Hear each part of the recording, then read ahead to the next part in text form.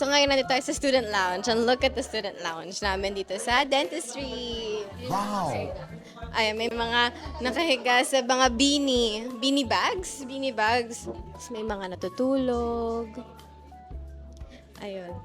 Pwede ka mag-chill, mag-aral dito. Pwede din yung light. Sorry, naka-close. Pero, ayan. Tapos pwede ka mag-meeting dito, mag-aral, kumain.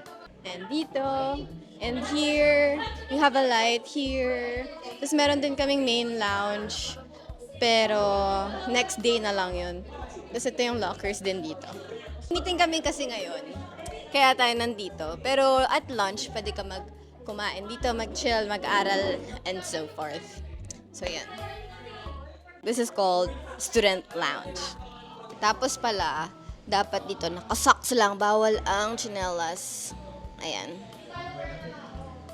Bawal ang shoes or slippers, so dapat nakasocks ka lang. So, nasa labas yung mga shoes namin. Para hindi madumihan. 'Di ba?